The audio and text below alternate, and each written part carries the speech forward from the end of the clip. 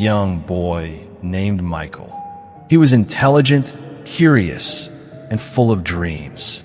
But there was one problem: his mind was never still. It jumped from one thought to another like a restless bird. Whenever Michael sat down to study, his thoughts wandered. He would pick up a book, but soon he would start thinking about his friends, his games, or his phone. He would promise himself to focus, but a little sound outside the window or a random thought inside his head was enough to pull him away. Michael's father often told him, "Son, your mind is like a wild horse. If you do not control it, it will take you in the wrong direction. But if you discipline it, it will take you anywhere you want to go." But Michael never took these words seriously. To him, discipline sounded boring and self-control felt too hard. He thought talent and intelligence alone would help him succeed. One day, Michael's father grew worried about his son's wandering mind. He had heard of a wise teacher in the village named Guruji, who was known for guiding young people toward success. So, he took Michael to meet him. Guruji was an elderly man with calm eyes and a gentle smile. His presence was so peaceful that even the birds seemed quieter around him. After listening to Michael's father, Guruji looked at Michael and said, "I understand your struggle, young boy. You have intelligence, but no control. Let me give you a small task. If you succeed, you will understand the secret to mastering your mind." He handed Michael a small glass filled to the brim with water. "Walk around my garden with this glass," Guruji instructed, "and don't let a single drop spill." Michael thought it would be easy. He held the glass carefully and began walking. At first, everything went smoothly, but then the garden came alive.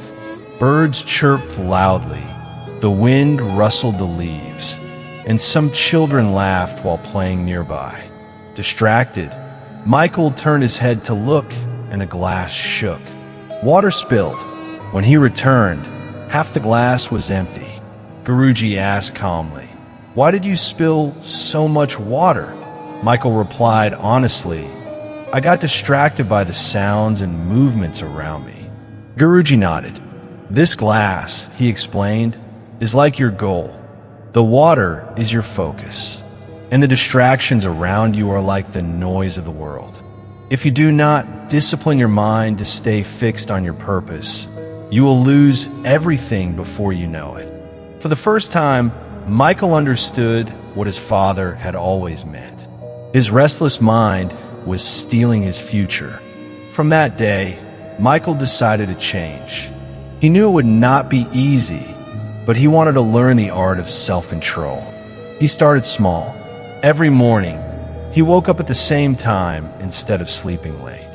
He put away his phone while studying.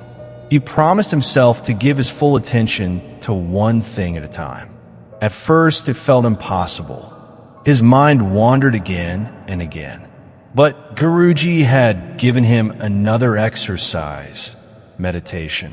Every morning, Michael sat quietly with his eyes closed. His mind screamed with thoughts about friends, games, worries, and random memories. But each time, he gently pulled it back to his breathing. It was frustrating, but slowly he began to feel a calmness he had never experienced before. Days turned into weeks. Weeks turned into months. His concentration grew stronger. His memory improved. His grades started rising. For the first time, Michael felt proud of himself, not because of talent, but because of discipline.